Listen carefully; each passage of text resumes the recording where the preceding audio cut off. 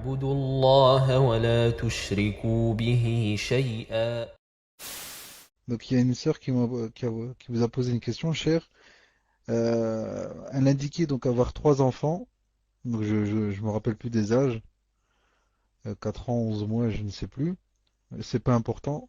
Sachant qu'en fait, par rapport à ces trois enfants, elle n'avait pas fait la aqiqa et elle devait donc 5 moutons.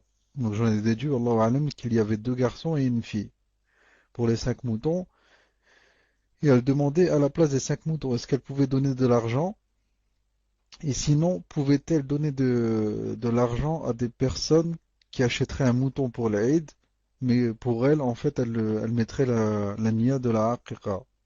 Voilà de ce que je me rappelle la question, et je pense que c'était ce qu'elle voulait dire, ce qu'elle voulait demander, et si ce n'est pas le cas, qu'elle le dise au frère Fawzi. Mais Wallahu alam, c'était à peu près ça, cher.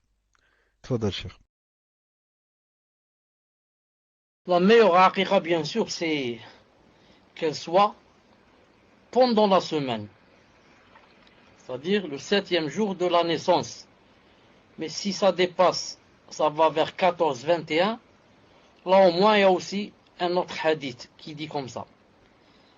Sinon, c'est bien après, 2 mois, 3 mois, une année, 2 ans, non, mais ça ne devient plus obligatoire comme quand c'est la première semaine.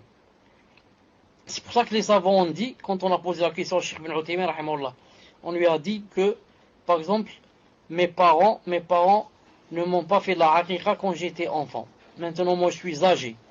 Est-ce que je fais la aqiqa sur moi ou je fais pas? Il a dit, on va voir pourquoi les parents n'ont pas fait la aqiqa. S'ils ne l'ont pas fait, par manque d'argent, ils étaient pauvres. Dans ce cas, c'est pas la peine de la faire.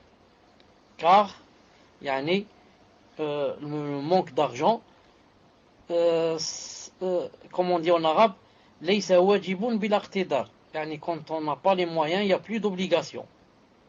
Il a dit, mais si par contre les parents ne l'ont pas fait comme ça par laxisme, loin du din, etc., alors qu'ils avaient les moyens, il a dit, dans ce cas, on fait la aqiqa.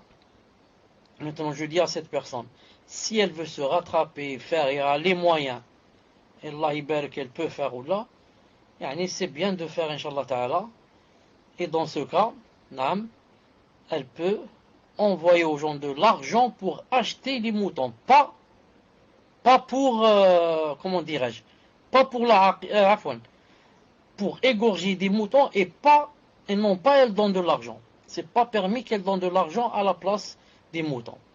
Et si maintenant elle délègue des gens pour acheter des moutons pour ses enfants, la aqiqa, ils ne peuvent pas en même temps faire du mouton, un mouton de l'Aïd et un mouton de la aqiqa.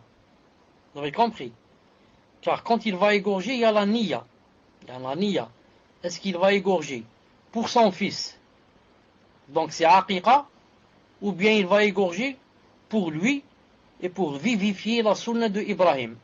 Et dans ce cas, c'est udhiya, ce n'est plus aqiqa. Donc elle choisit. Si elle envoie les 5 moutons pour aqiqa, je lui donne la nasiha de ne pas envoyer les jours de l'Aïd. Car la personne, si elle va acheter un mouton, elle va dire, moi, je fais rentrer ma niya pour udhiya. Aqiqa, c'est pas aqiqa, moi l'essentiel c'est Allah Ta'ala m'a envoyé ce mouton, je vais faire une udhiya. Voilà, Inch'Allah, j'espère que j'ai été clair. Tfadlal.